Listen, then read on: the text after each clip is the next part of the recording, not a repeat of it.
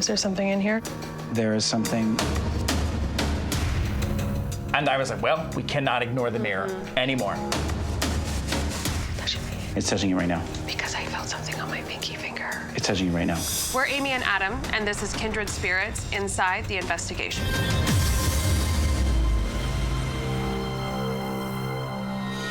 This investigation takes us to Gettysburg, Pennsylvania, where we visited the Farnsworth House. It was crazy for us because we've been to the Farnsworth before. We've investigated all over Gettysburg many times. We have slept at the Farnsworth. We have. That's why it was particularly alarming when Steve and Kayla contacted us and said that there was some sort of entity in the basement that had started getting very aggressive and physical, especially to female guests and female tour guides. Well, that's not typical. It was kind of indicative of who we might be dealing with, or the kind of person that they were in life. Because, you know, we theorize that when somebody dies, they don't change, their personality doesn't change. We immediately assume 1850s Civil War, and we go, how were men in that time period? Is it the class structure, or is this guy really out for blood? Is he someone who is violent?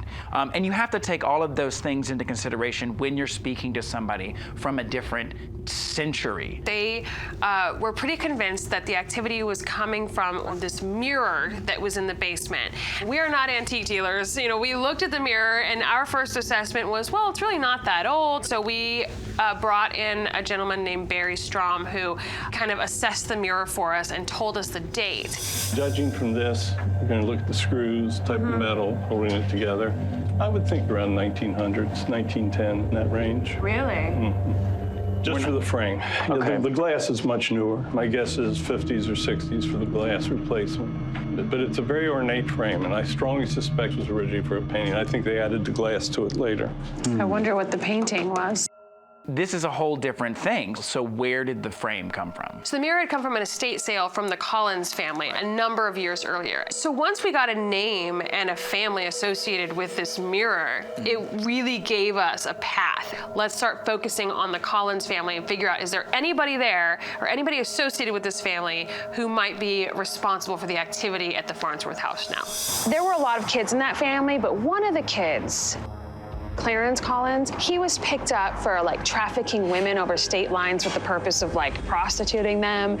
Specifically women, clearly. Yes, women. Okay.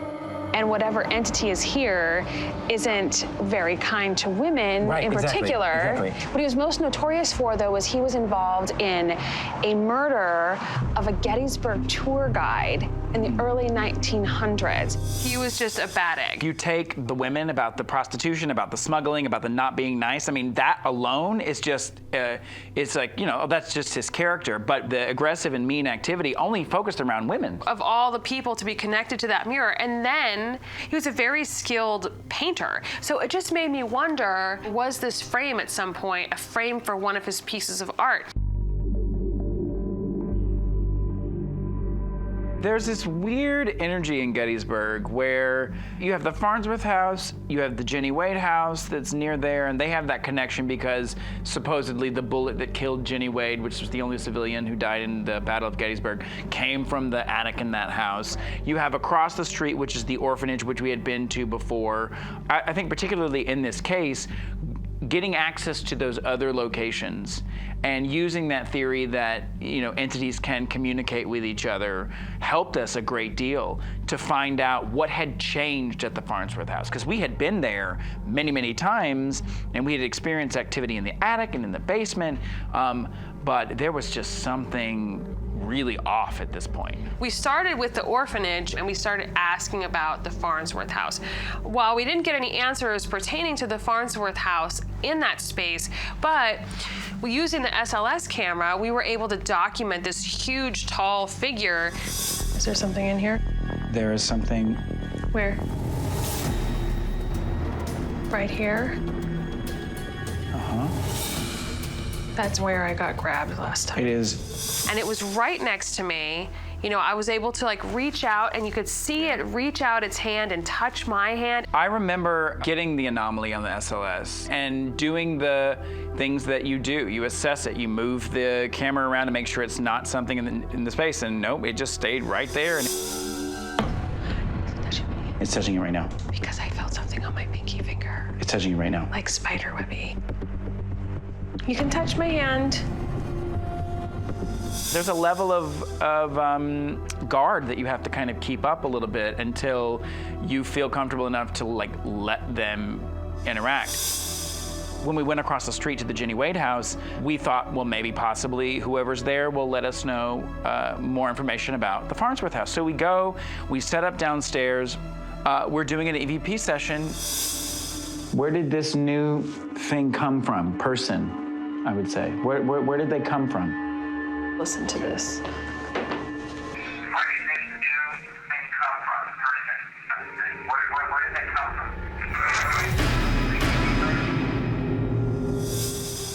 And I was like, well, we cannot ignore the mirror anymore. All of that really culminated into our main focus. We knew we had a direction at that point. What was that? All 3 K2s just blew up. They all just went off. So K2 meters measure electromagnetic fields. And the idea between EMF and the paranormal is that sometimes when an entity is present, they will somehow generate electromagnetic fields.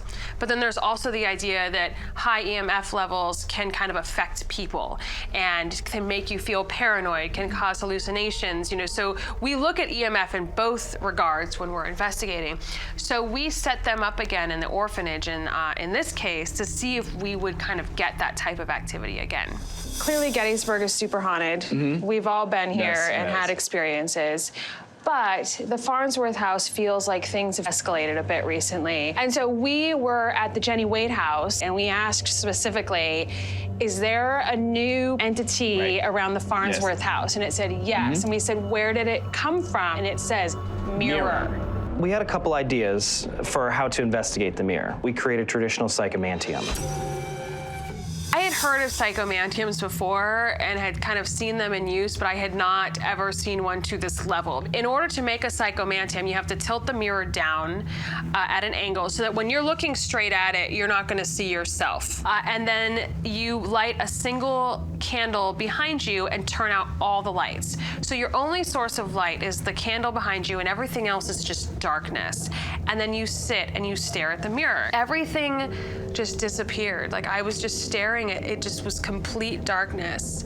And then all of a sudden I started seeing things. And what was strange was Dana and I saw the same things. Even though we weren't speaking, we both saw this mist come up the side of the mirror. We both saw a face of a man in the mirror. And so at the end, when we're sitting down with you and you guys are describing the face that you saw, right?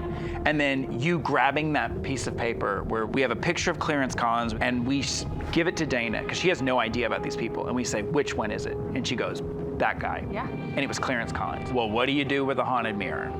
You remove it from the space. What we try to do in every single case is to give some sort of resolve, some sort of end result that will make your life different if you follow what we are telling you. Yeah, and I mean, in this case, it was very clear to us they had to get rid of the mirror. They have to get rid of the mirror. And so that's what they did. Cindy gladly loaded that mirror up into a truck and took it out that day.